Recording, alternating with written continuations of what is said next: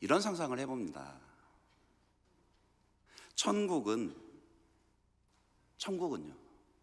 성부, 성자, 성령 삼위 하나님과 구원받은 하나님의 백성들이 함께 모여 있는 곳이며, 그래서 그 하나님으로 인한 영원한 복락을 누리는 곳이, 그곳이 천국이지 않습니까?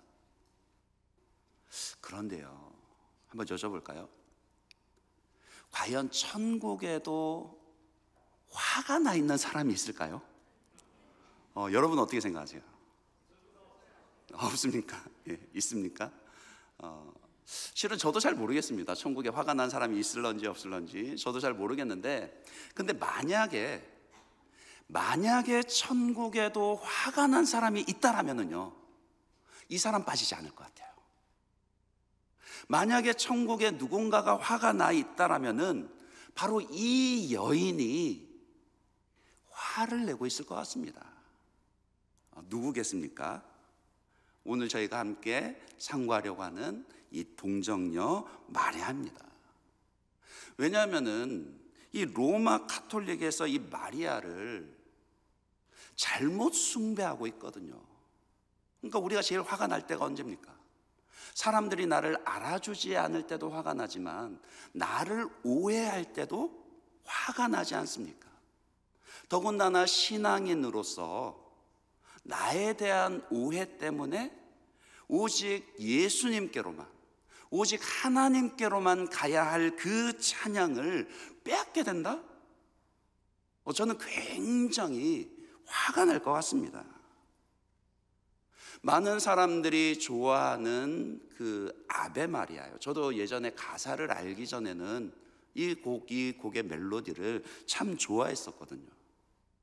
이 성모송이라고도 부르는 이 노래가 있는데, 그 내용이 어떤 것이냐면요, 이런 겁니다. 동정녀의 몸으로 성령으로 말미암아 예수를 잉태한 마리아를 축복하는 내용이에요. 뭐 여기까지야 문제될 거 없죠. 얼마나 좋습니까? 그런데 그 후반부에 가면 내용이 이렇습니다. 천주의 성모 마리아님, 이제와 저희 죽을 때 저희 죄인을 위하여 빌어주소서. 이건 잘못된 것이죠. 왜요? 마리아를 우리의 중보자로 노래하고 있는 것이거든요.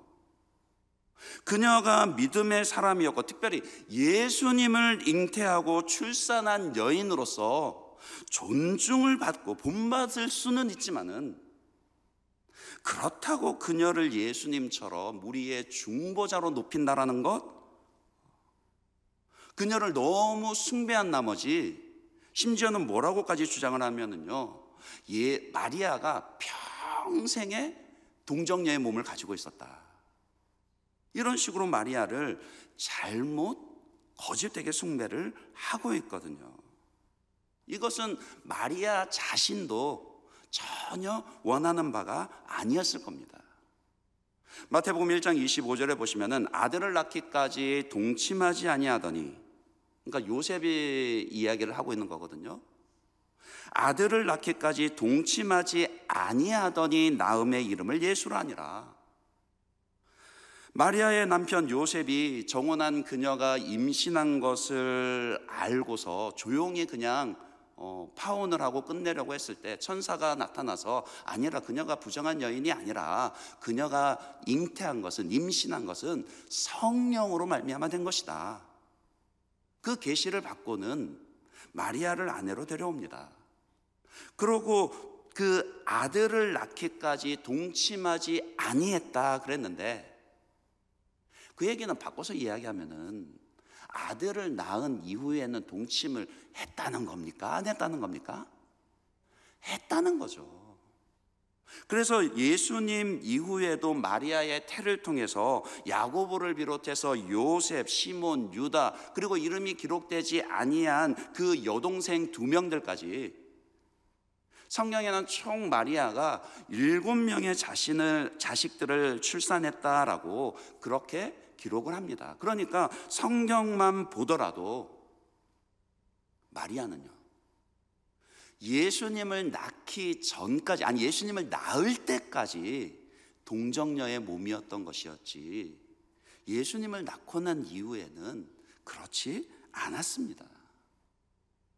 그런 점에서 본다면 이 동정녀 마리아만큼 성경에서 오해를 많이 받는, 심각한 오해를 받는 사람이 또 없을 겁니다.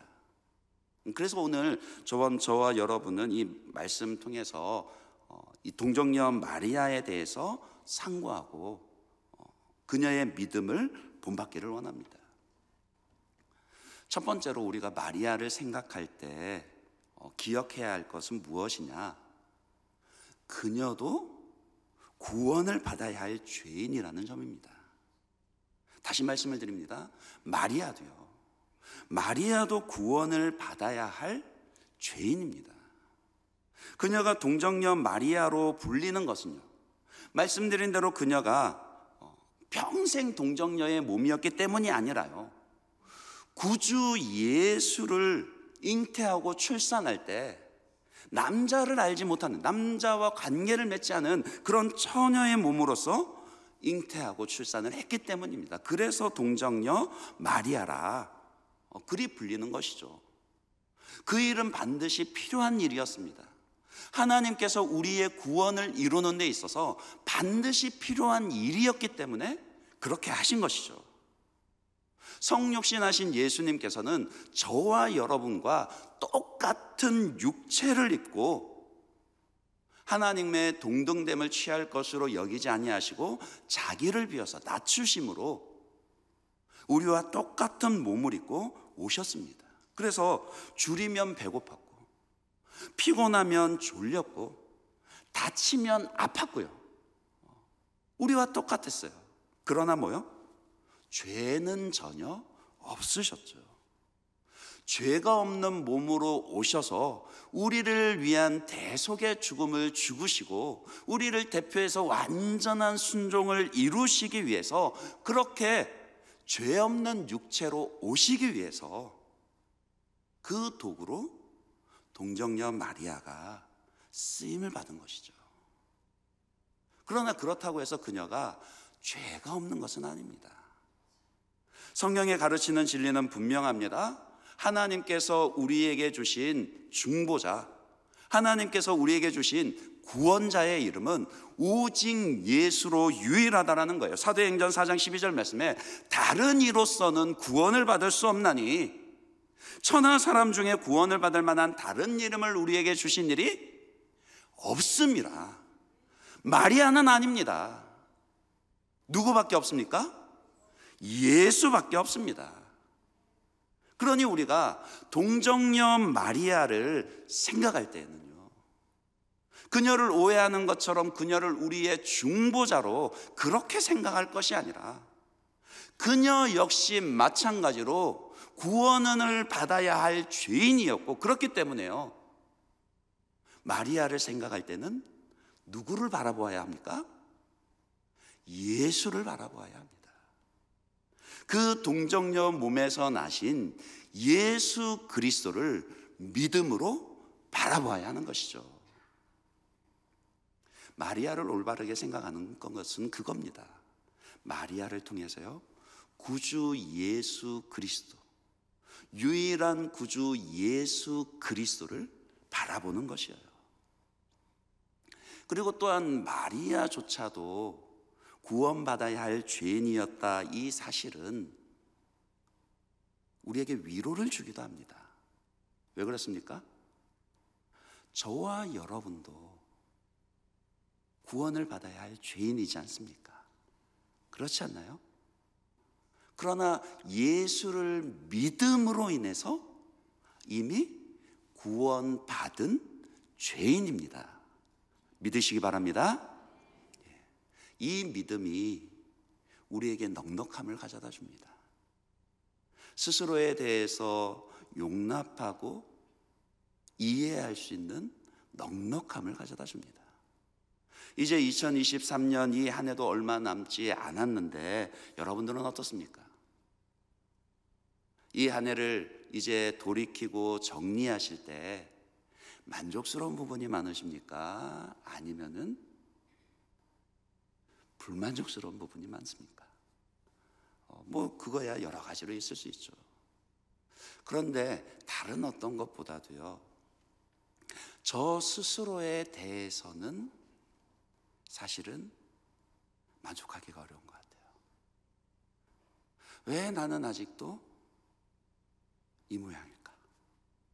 왜 나는 아직도 이 수준일까? 돌이켜보면은 하나님이 억지로 끌고 오신 것 같아요. 돌이켜보면은 하나님이 포기하지 않으시고 그래도 이렇게 끌고 오셨기에 오늘 이 자리에서도 버티고 있는 것 같아요. 저는 포기하고 싶은 순간이 많았거든요. 저는 그만두고 싶은 순간이 많았거든요. 그런데 저는 포기해도 누구는 하지 않으세요? 하나님은 하지 않으시더라는 거예요. 독생자 예수도 아끼지 아니하고 우리를 위한 대속제물로 내어주신 그 하나님께서 그 아들을 포기하지 않으시듯이 그 아들의 핏값으로 사신 저와 여러분을 포기하지 않으시더라는 겁니다. 더 나아가서요, 저는 여러분들이 예수로 인한 그 넉넉함을 가지고 다른 이들에 대해서도 화해하시고 용서하셨으면 좋겠습니다. 2023년 이 해가 가기 전에 혹시라도 여러분의 마음 가운데 불편한 누군가가 있다라면요, 마음 가운데 용서해야 할 누군가가 떠오른다라면요, 먼저 나를 용서해 주시고 기다려 주시고 지금까지 포기하지 않으시고 이끌어 주신 그 예수님을 생각하시면서 이제 나도 어렵지만은요, 예, 어렵습니다. 누군가를 용서한다라는 것, 그것만큼 어려운 게 없습니다. 그런데 그래도요, 우리는 이미 먼저 용서받은 자들이지 않습니까? 그러니 그 마음을 가지고 이 해가 가기 전에 여러분의 마음에 불편한 그 누군가를 용서하시고 넉넉함으로 기다려주시고 다시 기회를 주시는 그런 은혜가 있으시길 바랍니다. 이거는 우리의 결심이 필요합니다. 얼마 전에 저희 집사람과 아이들 얘기를 할 일이 있었거든요. 자식도 그렇더라고요. 자식도 용서가 없고 이해가 없으면 기다려집니까? 안 기다려집니까? 어렵죠. 어렵습니다. 그러나 주님이요, 독생자 예수도 아끼지 아니하고 보내주신 그 주님께서 우리를 기다려주시지 않습니까?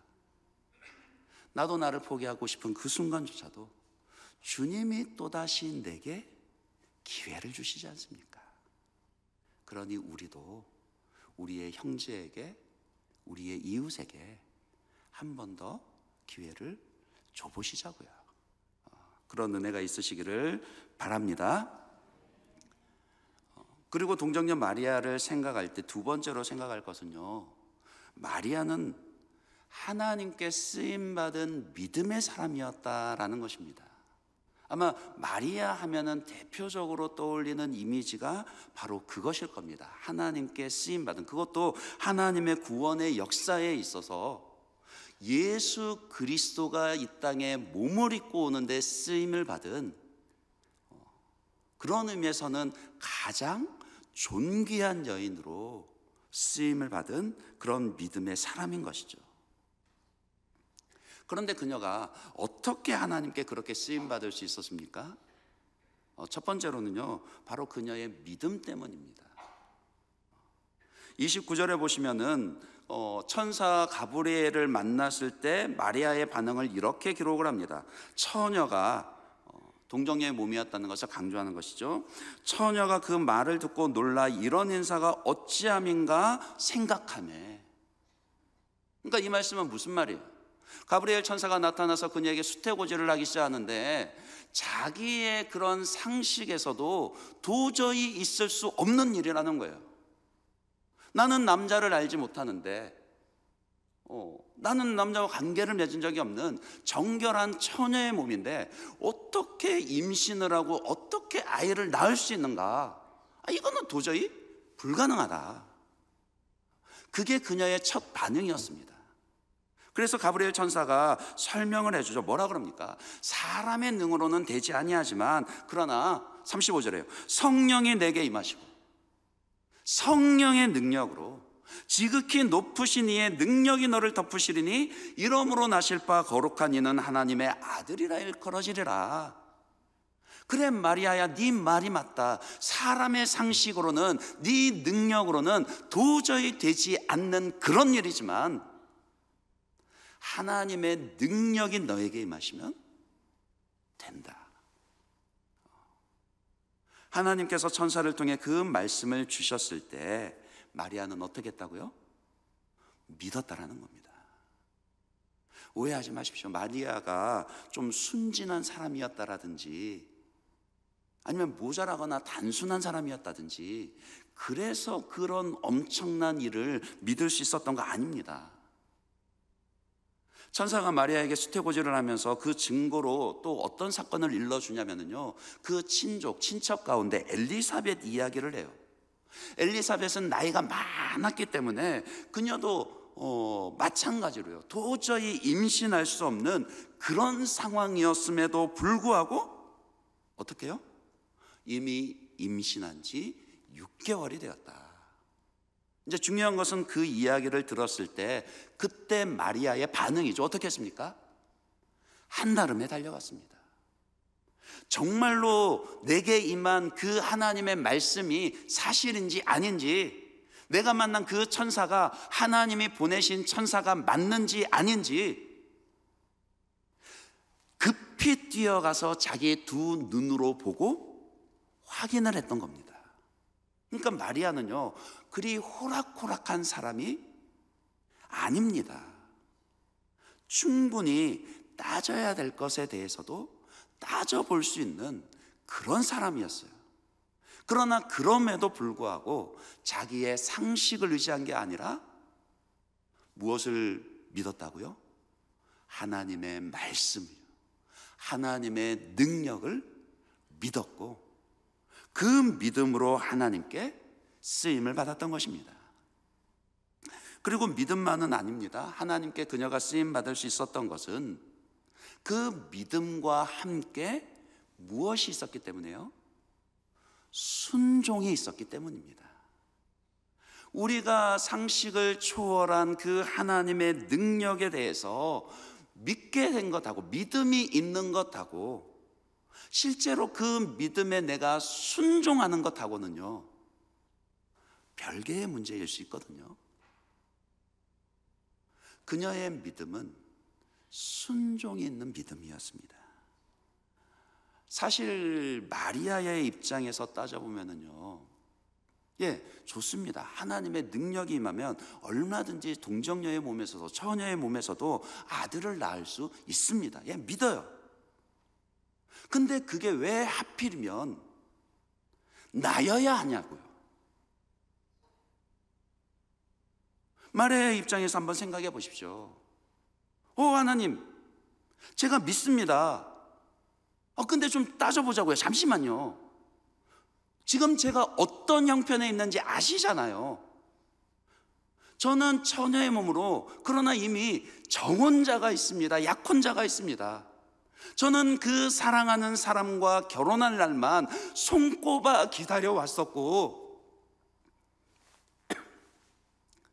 그 신랑 될 사람을 위해서 정결하게 내 몸을 지키며 여러 가지 신부 수업을 받아왔던 그런 저인 거, 저의 형편, 하나님이 더 잘 아시지 않습니까? 그런데 아직 결혼도 하지 않았는데 제가 덜컥 임신을 하고 아이를 낳게 되면, 그럼 제 앞날은, 제가 꿈꾸던 미래는 어떻게 되는 겁니까? 충분히 그럴 수 있잖아요. 말씀드렸듯이 마리아는 호락호락한 사람만은 아니었습니다. 자기가 이 믿음으로 이 말씀에 순종했을 때 자기에게 닥칠 위험이 어떤 것인지, 그 순종을 위해서 어떤 대가를 치러야만 하는지, 자기가 그 꿈꾸고 계획하던 미래가 어떻게 틀어질 것인지 익히 잘 알고 있었어요. 그러나 그럼에도 불구하고 그녀는 어떻게 했다고요? 순종했죠. 순종했습니다. 그녀가 정혼한 요셉이 자기를 버리지 아니하리라는 것, 하나님께서 요셉에게도 천사를 보내서 그 파혼을 막으시리라는 것, 그거 알았기 때문에 순종했던 거 아닙니다.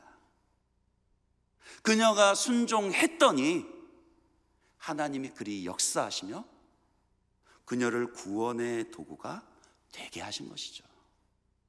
이처럼 마리아는 믿음이, 순종이 함께 있었기 때문에 하나님의 일하심에 쓰임받을 수 있었던 것입니다. 우리가 마리아의 믿음을 생각한다면, 마리아를 본받는다면 우리의 믿음도 그래야 하지 않겠습니까? 저에게도 여러분에게도 마리아와 같은 그런 믿음과 순종이 있기를 간절히 기도합니다. 그리고 그녀의 순종의 결과는 하나님의 일하심이 이루어지는 것이었고요. 그래서 그녀가 찬송을 하게 됩니다. 감사하게 됩니다. 읽지는 않았지만 46절 이하에 보시면 마리아의 찬가가 나오는데 무엇을 찬양하느냐? 하나님께서 자기에게 이루신 일을 찬양합니다. 아니, 자기의 형편은 지금 이게 노래할 만한 일이 아니라니까요. 그러나 하나님의 그 일하심을, 처녀의 몸으로 아이를 낳게 되는 것을 찬양하게 되고, 나중에는 깨닫게 되죠. 하나님께서 내게 이루신 그 일이 온 인류의 구원을 이루게 될 것이라는 것을 깨닫게 되고, 하나님의 구원을, 하나님의 일하심을 찬양하게 됩니다. 그러니까 마땅히 하나님께 쓰임을 받은 그녀의 믿음과 순종을 생각하면 마리아가 칭찬과 영광을 받아야 할 것 같은데, 그러나 그녀는 그 모든 영광을 오직 하나님께 돌린다라는 거예요. 그것이 우리가 마리아를 생각할 때 세 번째로 기억해야 될 점입니다. 마리아는 어떤 여인이었는가? 겸손히 예수님만 돋보이게 드러낸 자기 부인의 사람이었다라는 거예요. 사실 오늘 본문에는 보면은 마리아가 굉장히 주목을 받습니다. 그녀의 믿음이, 그녀의 순종이 칭찬받을 만하죠. 그런데요, 마리아가 주인공으로 등장하는 것은 이 누가복음 1장뿐입니다. 이 장이 지나가면, 이 시간이 지나가면은요, 그 이후에는 몇 번 성경의 기록에 등장하기는 해도 그것도 다 뭡니까? 예수님의 그 어머니로서, 조연으로서 등장할 뿐이지 주인공은 아닙니다. 예수님만 돋보이게 해요.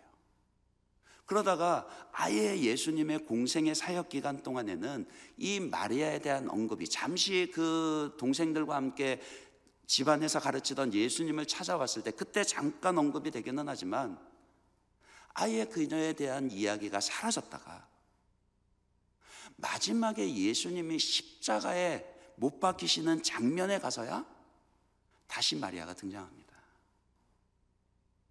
근데 그때의 그 마리아의 마음요, 예수님을 돋보이게 하며 그 조연으로 뒤에 있던 그 마리아의 마음, 저는 그 마리아의 일생이 이 누가복음 2장 35절에요 예수님을 출산한 이후에 그녀를 향한 이 예언의 말씀의 성취라고 봅니다. 거기에 보시면 뭐라 그랬냐면은 또 칼이 내 마음을 찌르듯 하리니 이는 여러 사람의 마음의 생각을 드러내려 함이라. 예수님의 어머니로 예수님을 돋보이게 하며 그 조연으로 지내는 그 삶이 뭐와도 같으냐? 칼이 네 마음을 찌르는 듯 하리라. 구세주 예수님의 그 공생의 사역들, 그분이 사람들에게 환호받는 순간뿐만이 아니라 그분이 사람들에게 배척받고 십자가에 못 박히는 장면을 보면서 그녀의 마음이 어떻겠습니까? 그런 생각이 들어요.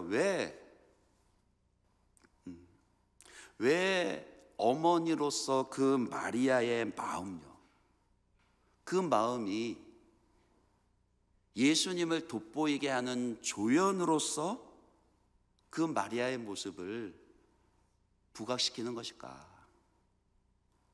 세상 모든 엄마들이 그렇지 않습니까? 자식이 잘 되는 일이라면 얼마든지 내가 주인공이 아니어도 괜찮잖아요.